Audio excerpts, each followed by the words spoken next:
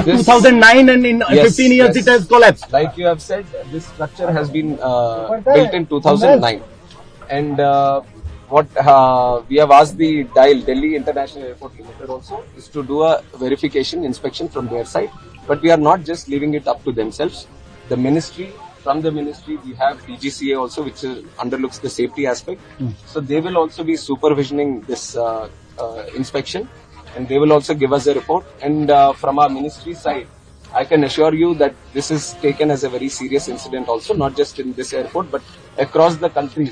Any airports that are with similar structures, we will have to go through them all again, and we will do a thorough checking of all the necessary airports that can come under our purview, and we'll take the necessary report, and we will see if there is a requirement for an independent body also.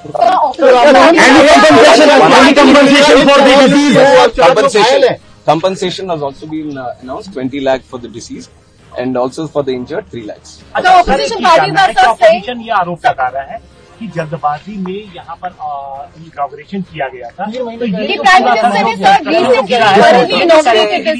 इसके बारे में मैं clarification दे दूं कि जो प्रधानमंत्री साहब जो इनॉग्रेट किया वो दूसरा बिल्डिंग है, दूसरी तरफ है।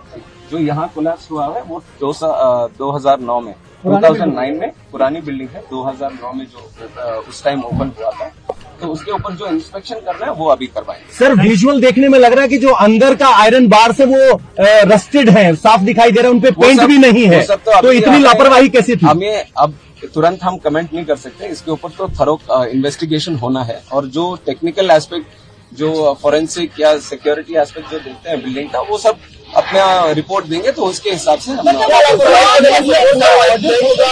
गवर्नमेंट का इतना तो मैं बता सकता हूँ कि government will not tolerate any untoward attitude.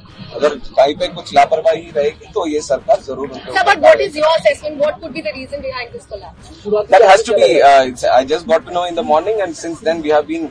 First of all, we wanted no casualties to happen, and all the injured, if any of them, then we wanted to take proper care of them. So we are following that protocol that we look after the injured first, and also the passengers.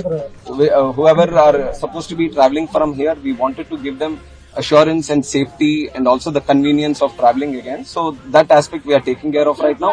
Any technical incidents that you are referring to will all be commented T1 operational कब से होगा? After the report comes. T1 कब से operational होने की उम्मीद है? T1 कल तक हम पूरी तरह से इंस्पेक्शन करवाएंगे। अभी तो पूरा इवैक्यूएट कर दिया है, कोई आदमी नहीं है अंदर, तो पूरा बिल्डिंग का इंस्पेक्शन पूरी तरह से होगा। उसके लिए थोड़ा टाइम लेंगे, तो इसलिए जब तक ये बंद है, अभी T2 और T3 से उनके ऑपरेशंस चालू होंगे। राष्ट्रव्यापी अब ऑडिट भी इस तरह के मेजर एयरपोर्ट जहाँ मैंने बोला है कि बाकी जगहों पर भी जहाँ पे इस तरह के स्ट्रक्चर्स होंगे उसके ऊपर भी एक बार देखेंगे, क्योंकि मानसून का भी टाइम है, तो जरूर सेफ्टी के हिसाब से वो निर्णय भी हम करेंगे। सर, एक सीरियस कंसर्न ये है कि कोई तूफान नहीं आया था, बारिश थी, प्री मानसून बारिश थी। वही टेक्निकल बिल्डिंग के बारे में जो भी बातें होंगे, let the investigation committee do their thing, and once the report comes I will give you a clarity.